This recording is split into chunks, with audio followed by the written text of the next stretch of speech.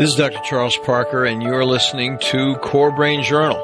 It's a place where I connect both fresh discoveries and interesting different perspectives from advanced mind science with the realities of real people and everyday life down on Main Street. Well, welcome aboard, folks. Dr. Charles Parker here once again, and we have a guest who will, as we often say, and this guy's an unusual guy. He is a man for all seasons. He will roll your socks up and down. He's got his own podcast. He's a celebrity coach out in L.A. He's got his own podcast going on. As I was saying, Happy and Healthy Over 40. And we're really happy to welcome Hector Rivera. Somehow your last name went out of my mind. I love the name Hector. I'm thinking Hector. I love it. Hector Rivera. So Hector will be on in just a minute. We're going to have, welcome Hector. I'll just let you say a few words and get you going. Yeah. Hi, Chuck. It's a pleasure to meet you. I'm really glad to be here today. Sorry to mess up that beginning. We'll get you going. Listen, I'm going to say a couple words from the sponsor here, and then I'm going to introduce you formally and we really get into it. CoreBrain Journal is sponsored by Great Plains Laboratory. They are deep international biomedical testing leaders for improved targeted mind science details. As both laboratory and webinar global thought leaders, they provide the most comprehensive set of hard data measurement tools for real biomedical answers beyond the traditional guesswork. And they also provide multiple, get this, training webinars for both the public, underline that, and medical providers on how to use that excellent data effectively. Check out their website for references and testing details. They're loaded with complimentary information over there. And take note, register today, right now, go over for a complimentary test drawing. And the one that they're offering this week is the GPL Tox Profile. If you get it drawn, you're going to get that test, and that will look for toxins in your body. And we, my friends, are loaded with toxins in this world, as you all know. And Dr. Shaw, the director, the clinical director, the founder of Great Plains Lab, I interviewed him on CBJ/125 if you want to know what GPL Tox is all about. So go over, and this is where you go to get it. Great Plains Laboratory, just as it sounds, greatplainslaboratory.com/CBJ, CoreBrain Journal, CBJ. All right, with that, let's go ahead and introduce Hector Rivera. Hector is a very interesting guy. He's a coach, a filmmaker, and a podcaster, as we mentioned. And he has that podcast, Happy and Healthy Over 40. He is committed to people over 40 who want to maintain a healthy mind in a powerful body. He's got a powerful body, folks. I'm not wrestling with him on the mat, I can tell you that, but I can see him, and I know what's going on. He's been involved in the entertainment business for over 20 years. He started his journey as an executive coach and a men's work facilitator due to a heavy piece of equipment that fell on top of him while he was working. The healing process went poorly. Now, here's the thing I want you to listen to, and this is going to be right there on the face of what we're talking about. Hector was ultimately diagnosed with, get this, Reflex Sympathetic Dystrophy, RSD, a rare disorder of the sympathetic nervous system that is characterized by chronic severe pain. We're going to hear more about that in just a minute. So he was determined to get better. He followed the instructions of his doctors to the letter. He underwent multiple surgeries, saw many specialists, orthopedic surgeons, podiatrists, neurologists. Folks, you've heard this before. Nothing worked. In fact, Hector was told at the outset that medical science had no cure for this type of neuropathy. Well, that probably was an honest shot. They didn't know what they were doing in that regard. All the doctors could do was try and reduce his level of pain. Hector was shown videos of athletes in wheelchairs due to this nervous system disorder. How did that build your self-esteem, Hector? We'll talk more about it. The medications were harsh, and the constant doctor's appointments offered him no solutions. And then he turned it all around. He took full responsibility for his own situation. He began to really see the results. He got rid of his doctors. He began exploring his own course of treatment designed by his own research. He did what worked and discarded what did not work. Hectors Solution was based on great food, plenty of outdoor physical activity, and a focused, positive mindset not going around visioning himself in a wheelchair. The evidence of a mind-body connection was inescapable. Hector changed his entire life. He sought out the best teachers and coaches in health and wellness fields. They inspired Hector to leave his career in the film industry to become an executive coach. He's been doing it for 6 years, and a men's work facilitator. We need to hear more about that, Hector, in just a second. So the bottom line is, I'm going to summarize it by saying, and this is Hector's main point, underlined here in his bio, it all starts in the mind. That's why we call this thing CoreBrain Journal, folks, because we're looking at core brain activities that have so many pervasive effects if we get it right. So let's hear it from Hector. Hector, thank you so much again for joining us. I mean, it's really interesting. There's so much to talk about. How did a guy like you pull it together? I mean, where did you actually say, okay, I've hit the pavement, my face is on the concrete. How am I going to do this? What am I going to do now? Hi, Chuck. You know what? Face on the concrete, that's not very far from the truth of what actually happened to me. I had somewhere around 2012, I had suffered an 18,000 kilowatt light that we use in the motion picture industry. Weighs about 250 pounds, fell on top of me, hyperextended my knee, and broke several bones in my left foot. The bones healed up well. The nerve healed up very, very badly, which caused RSD, the syndrome that you had discussed earlier. Medical science knows that it exists. They know what it is. They have no idea how to treat it. And mind you, I am not bad-mouthing any of my doctors, any of my podiatrists, or the those guys did the best they could. But in terms of neuropathy, it's still kind of a mystery.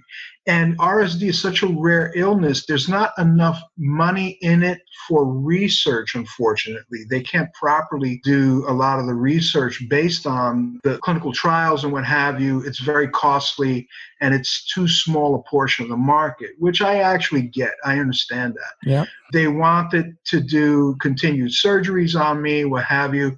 One afternoon, I remember coming from a neurologist's office, and I walked out of there. I was very hopeful. It had taken me months to get an appointment with this gentleman, and I walked out of there with a walker, okay, and a piece of paper telling me essentially that I wasn't going to get better from this. And I actually fell down.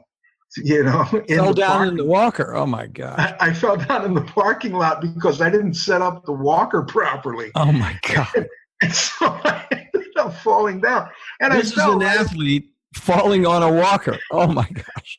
Well, and when you mention self-esteem issues, that's no joke. I mean, my identity, my entire adult life had been as a very strong and capable person. And this was a unique experience for me. It was crushing, literally crushing. I mean, it crushed my foot, but it crushed my spirit. And at that moment, I said, you know what? Enough of this. I'm not going to do this anymore. And my first big aha moment, and thank goodness for YouTube, okay? My first big aha moment, I started exploring and looking around for my own answers, because another surgery and more medication was not going to help.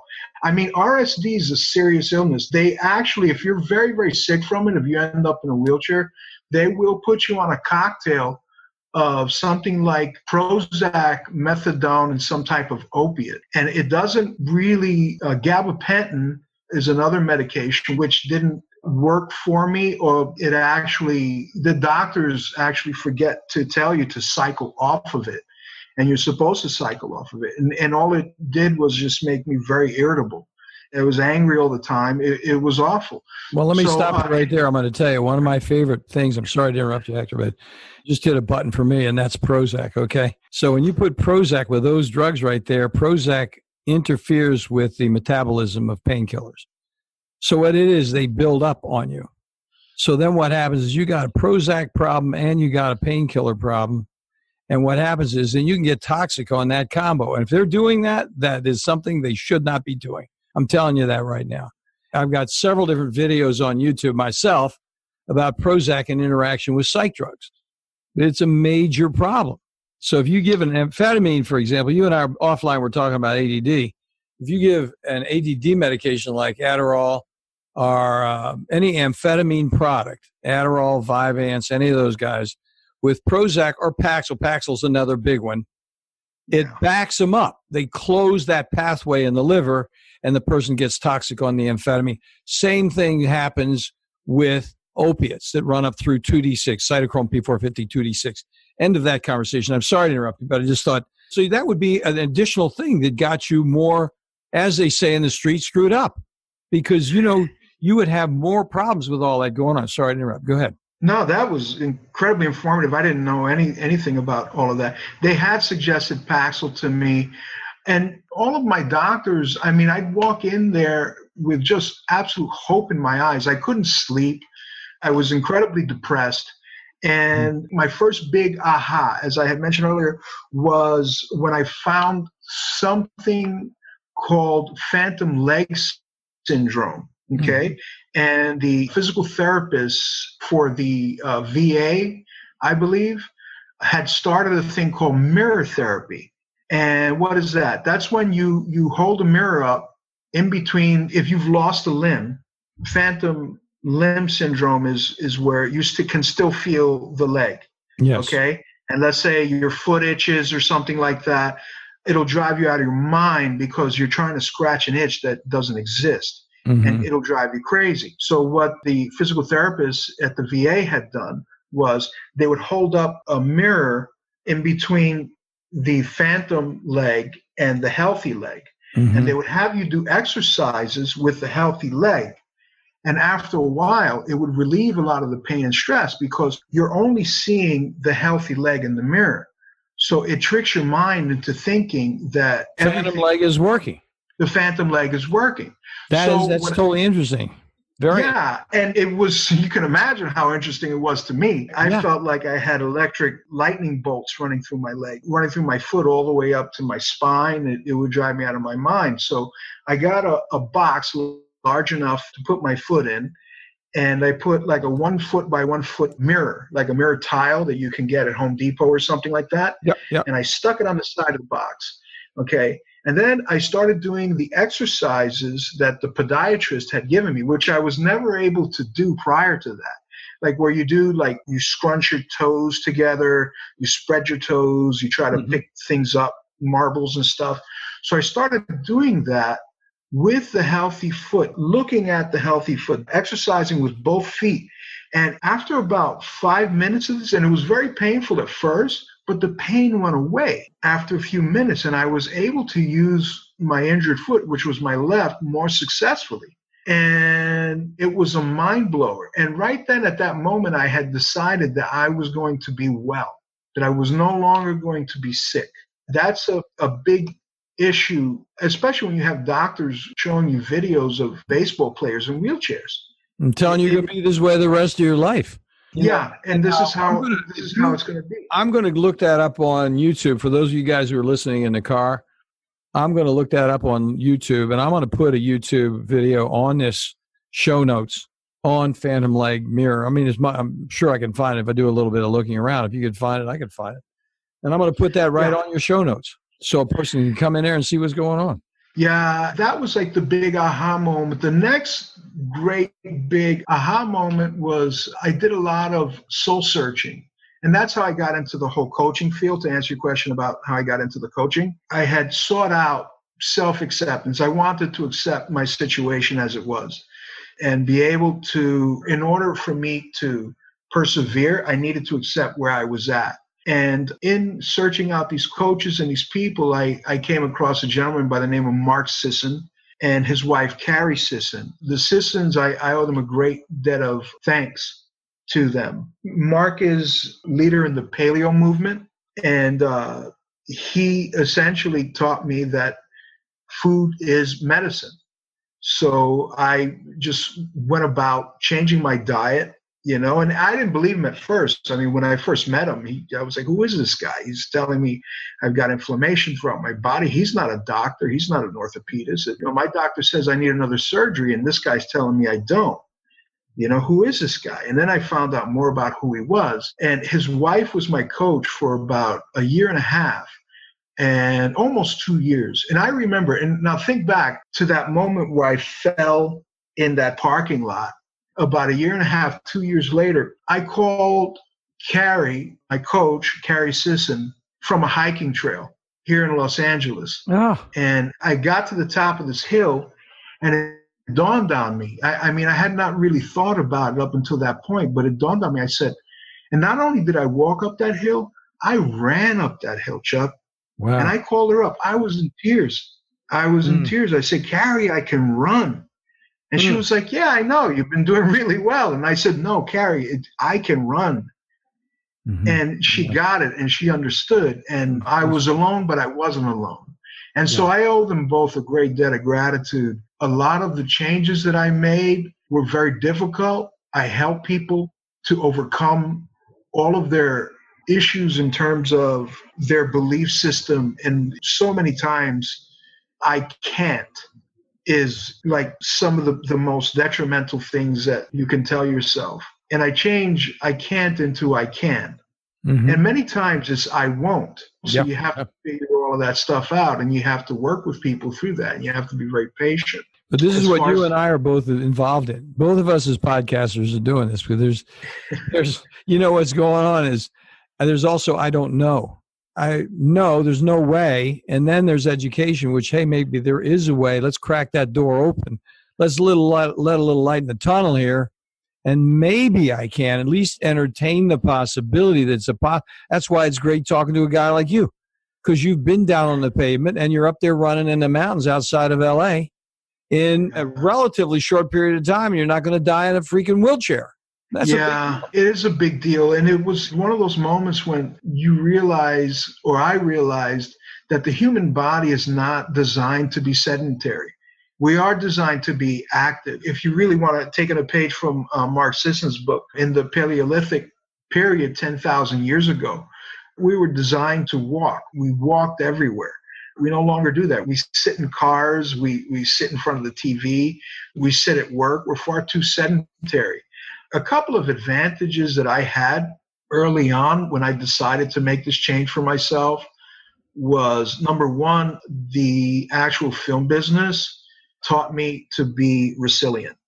It's not all, unless you're one of the stars or a director or producer or something like that. If you are just kind of a rank and file journeyman working in the film business, you learn how to adapt and overcome very quickly and very easily.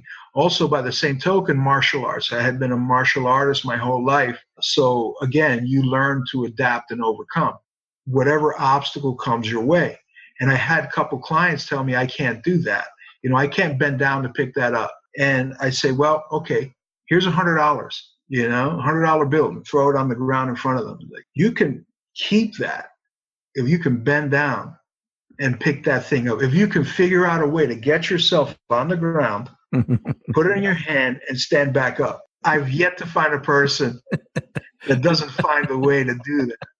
You're not going to make any money coaching giving $100 away. Once. That's all. Right. You don't do it every day, right? No, it's not something that I offer up freely, but it did happen once. And you know what? When we make that realization that we are not weak, that we are strong, that we are far stronger than we ever even imagined that we are, it makes a world of difference in terms of how you experience pain. I'm also a Vipassana meditator. I've done several 10-day silent meditations. And a lot of people, my mom included, my mom thinks that when I go off to these Vipassana meditations, I do a 10-day silent meditation every year. And my mom thinks it's kind of like a retreat where you go and relax and what have you. And nothing could be further from the truth. And you get a massage, right? Yeah. Like you're going to go there and get a spa treatment or something. They're going to exfoliate my skin or something. Tell our listeners what that type of meditation is, if you will, please. And after that, I'm going to ask you another question. We'll take a break. But go ahead, tell them about that type of meditation, if you will, please. Fantastic. Yeah, Vipassana meditation, the word Vipassana itself means to see things as they are and to just sit and experience, observe what is happening. And that is the entire Vipassana meditative experience. And it can be quite confronting, especially when you're feeling bodily pain. And my first Vipassana was very eye-opening, and eye-opening along the lines of the phantom leg aha moment. And I can explain further about that, but I want to get to your question. Well, let's do this. Let's take a break because I'm just looking at the time here. Let's take a quick break and let's pick up. There are 2 questions I'm going to ask when we get back. I want to get a little more on the actual process of that meditation. Do you have a mentor? Do you have a guide? Let's get in that experience with you because it was transformative for you and may help other people out there. And then the other question I want to really ask you about is I was very interested in your podcast and your experience.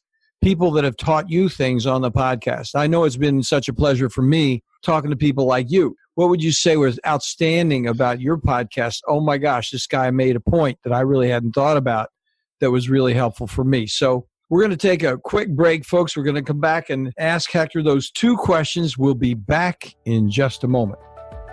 Today, the world of mind science, psychiatry, and mental health is rapidly changing with innovative, comprehensive testing that takes both patients and practitioners into a new world of measured details with useful, understandable, and remarkably actionable plans. The key phrase here is cost-effective. Testing also introduces a key parallel word: predictability. Psychiatric treatment failure, especially after multiple medications and or brief hospitalizations, arises directly from the complexity of measurable brain-body imbalances and impediments that explicitly interfere with medical outcomes and create costly difficulties with inadequately informed supplement and medication trials over time. Great Plains provides a leadership team of biomedical experts with advanced laboratory insights, approved nationally both by the FDA and CLIA laboratory certifications, and is available internationally for both public and medical professionals. Great Plains Laboratory is the primary laboratory we've used at CorePsych for years, with excellent customer service for both patients and medical colleagues. They are on the spot. They get it every time. In addition, they provide exemplary training modules, which are webinars and conferences, in an effort to broaden practice perspectives wherever you live. Do follow up on one of these complimentary test offers today at http://greatplainslaboratory.com/CBJ. Yeah, that's CoreBrain Journal CBJ. Okay, folks, we're back. So let's get the spelling of that type of meditation for starters. Okay, could you spell that for me? I'm looking here in your notes and I just couldn't find it. I was going to try to spell it for our listeners. Okay. Vipassana is, I'm not an excellent speller, but I believe it's Vipassana. Vipassana. I got you. Okay. Sorry to. Yeah. Oh, yeah. Here it is. I just found it. You spelled it exactly right. Vipassana. Oh, good. Yeah. I think that's what you said. It was close anyway. That's close enough. Yeah. Well, so tell us about how that happened. Yeah, go ahead. Yeah, the process itself, I mean, there are organizations that practice different types and teach different types of meditation. Vipassana meditation was the original meditation as taught by the Buddha. The chief instructor, who has since passed away, S.N. Goenka, was an Indian businessman who moved to Burma at a very young age and was a very successful businessman and was quite ill due to all of the stress from his business, his multiple businesses throughout the world. He was a very wealthy man, and no doctors could seem to be able to give him any solace. So he discovered this system of meditation and he committed his life to it. Afterwards, he thought he was going to die, and instead he lived and thrived and went on to help a great many people. The process itself is a 10-day process. You're not allowed to speak for the first 9 days, and you're meant to live as a monk for this time. So you eat a vegetarian diet. You're given a very modest place to sleep. I mean, you're comfortable. There's nothing dangerous, or you're not living in squalor. But they're very modest accommodations. Your needs are met through other volunteers who have gone through the system before you. And another great thing to note is that there's not a lot, there's no cost to you. You donate what you think it's worth at the end. And they've been doing this for many years, so they are quite successful. What you discover about yourself is amazing. You're faced with your own demons. And for me, that first Vipassana meditation was actually the most amazing understanding of what we actually are. And at this moment, I realized that all things are connected, and not just people, all things are connected.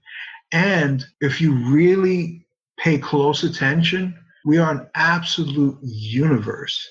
We are a system of vibrating atoms. And it's amazing to come to this realization. There are so many things. I've heard so many great stories, and different aspects of the experience is just fascinating to me. So that is in a nutshell, that's. So do you sit and do a static meditation like you would do like ordinary Zen meditation? Or is it moving meditation? And do they then ask you questions to consider when you're meditating that take your mind in places? Or is it all total silence and just inward? Do they instruct you in terms of what's going on with your mind while you're in the process? How does that work? Yeah, that is an interesting thing. You're given, before each practice, you meditate, I believe it's 5 times a day. That's what you're there to do. You're there to meditate. You eat, you'll take a break, you'll go for a little walk, but you're static. You're sitting on a cushion or a pillow. You can sit on a chair if you like. If you're having, for me, the first one I did, I sat in a chair. I had physical issues. And you're given instruction at the very beginning.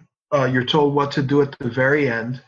And then in the evenings, they have what's called after dinner. If you're new, you get to have dinner. You'll go wash, bathe, do whatever you need to do. And you come back to the Dharma Hall and you're given a talk on what happened that day and what's to happen the following day.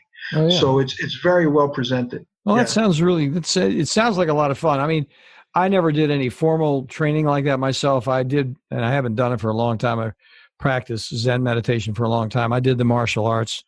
I did Shotokan, traditional full contact Japanese.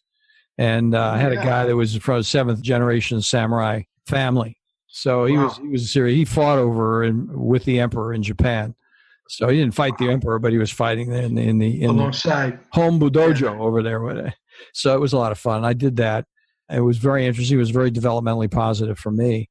And I got into Zen meditation around that. And that's why I'm interested in different forms of meditation. I know it helped me. And my family says, Dad, you were so much better when you were meditating.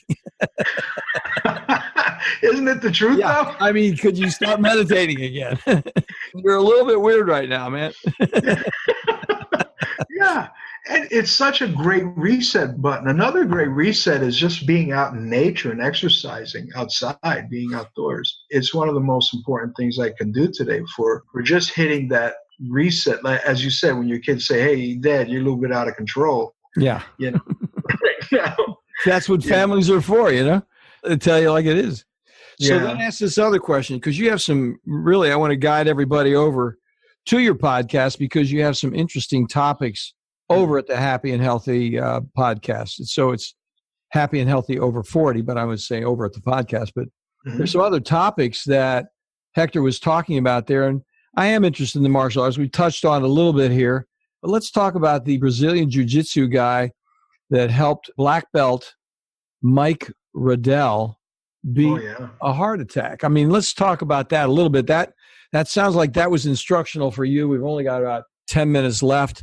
So let's have a quick shot at it if we can, see what happened on that one. Okay, yeah, Mike Radel is a great friend of mine and a mentor to me. He's a Brazilian Jiu-Jitsu black belt. He's 76 years old, I want to say. Sorry, Mike, if I got the age wrong. But that podcast is one of my favorites because it's an absolute blueprint for how to continue in martial arts as you get older. I mean, if you did what Mike did on a weekly basis, you'd be in fantastic shape by the time you hit your 70s. And that's what I'm doing. I'm in my 50s right now, quiet as a skep.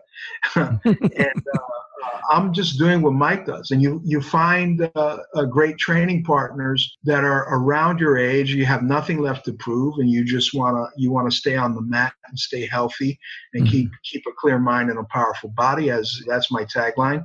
And Mike's a great example of that. I think it's interesting because the older you get, the more you get past the belt situation. Because there's a certain thing where when you're younger, that you chase the black belt. And, you want to be there, and it's like, okay, that's some kind of, but then there's a certain point where you do that, and the issue is doing it, not where you're going to go with it. And you just want to improve what you do that day. You want to see if you're getting better. You take some advice from somebody. The thing that's really cool about those guys is they say, don't do it this way, do it this way. It works better, And what happens, you're in training. And myself, I feel like I'm in training every day of my life anyway. And if I can learn something from my colleagues and my family who are saying something like, hey, this would be a different way, an improved way to do that, then that sounds like great advice. Yeah, and especially with Brazilian Jiu-Jitsu, I really, really, really, support it as an art and also as a way of self-discovery. It's one of the best things I've ever found for a thinking man who wants to get into martial arts, because everything that you do in jiu-jitsu is problem solving. It's high-level problem solving. And as I've gotten older, I've had to find new solutions to problems. I don't have as much physical strength as I once had. And it feels the match, even though that's true, whenever I roll now, I feel like I have improved as a martial artist. And that's because I'm using technique more and I'm not relying quite so much on strength. Another thing I'd like to plug really quickly is I'm going to send you, I wrote a very quick article for your listeners, how to maintain good health, good brain health and neurological health. Oh, fantastic. Through certain foods and supplements, because unfortunately, we don't get enough things like magnesium and zinc into our diet from our foods anymore, because we're so separated. We're so far away from the earth, the farm. Yeah. So check that out. That'll be good. Folks, listeners, we're going to have that loaded as a download on the website. So when you shoot that over to me, Hector, I'll just pop it right into your show notes. This won't come out. We're recording right here, right now, but it won't come out for about probably 4 or 5 weeks, something like that, because it's me of just getting everybody in line to get it done. Something, it may be shorter. I'll let you know. Tiffany, who works with me, will let you know when it's coming out so we can get you squared away on that. Yeah, fantastic. And another quick plug, take a look around in the podcast. There are a lot of great show notes. There's a lot of great websites, so many interesting people I've talked to throughout about almost 2 years that I've been doing the podcast. It's so much fun, and I've learned a great deal, and I hope you do too. I do. I'm telling you, the thing is, I've been doing it 2 years too. I started in April 16. And so we've been running, and I don't know, do you do one a week or do you do 2 a week, or what do you do? I try to do one a week. I actually do 3 a month because I'm kind of a one-man band over here. And so I only have time for 3 a month. I take a week off just to kind of recoup and find new podcast guests and what have you. But I've had the CEO of a company called BioQuark on there, talking about the latest anti-aging technologies. Oh, cool. I've had an expert on there on neurofeedback, Brazilian Jiu-Jitsu black belts. I've had, you name it. I've had sex experts talking about divorce as you get older and finding a new mate. You name it, I got it. If you're over 40, I got something for you. You're not over 40. I'm not over 40. We're actually running around 35. There we go. We got the 35-year-old attitude, I just feel great, Yeah. I got to say, since I decided to take control of my health and take responsibility for my own health and welfare, life is fantastic. Well, I think it really does look interesting. Just listeners, just for a few other things that are over there at his podcast. He's got something on mindset, domains of well-being and happiness. He's got very specific things on nutrition, inflammation, pain management, and functional nutrition. Folks, we here at CoreBrain Journal are very much into all that. Something you don't know, Hector, is we have a whole page devoted to trauma, brain injury. And we have a vets page. And so if a person goes over to corebrainjournal.com/vets, that whole page is loaded with recovery. I think vets are so frequently mismanaged, overlooked. And there are a number of people who are senior leaders in the field that we've interviewed who happen to be out there in California. California does have a lot of innovative souls out there. We've got like 33 or 34 experts there talking about different ways to recover from pain and injury. And that's a little bit of a plug. I didn't mean it as a plug. I just wanted to sort of let you know we're on the same path. So I'm looking forward to continuing to develop our working relationship and see what we can do in the future. Likewise, Chuck. I got to check it out. I took a look yesterday, and you're very thorough in what you do. And I'm impressed. I'm very impressed with the website and what it is that you're trying to do here. Yeah, definitely. Yeah, I look forward to working with you in the future. Well, offline, we had some ideas. Folks, we'll get back to you when they develop. I think we're going to have something else that's coming up in the future. Until we get it all put together, there's no sense in announcing until we actually get it together. But we have a big wish list. I'm telling you, Hector and I have a wish list that we developed in a short period of time. Absolutely. Yeah. So, Hector, thank you so much for coming on. We're going to be talking again in the near future, man. Thank you so much. Thanks for having me, Chuck. I really, really enjoyed this conversation. We'll be doing it again. You got it. Thanks for listening to CoreBrain Journal. We're working every day behind the scenes to bring you reports that connect research benches with those street trenches. Here we share the complexity of mind science because, as you know, details really do matter. One of the most pervasive, misunderstood challenges is how commonplace medications, like those written for ADHD, are used so regularly without clear guidelines. If you think you'd like more specifics, take a minute to download my 2-page PDF packed with video links and references on the absolute essentials of how to start ADHD medications. They're easily available at CoreBrainJournal.com/start. Thanks for listening. Do connect and stay tuned. Together we can make a difference.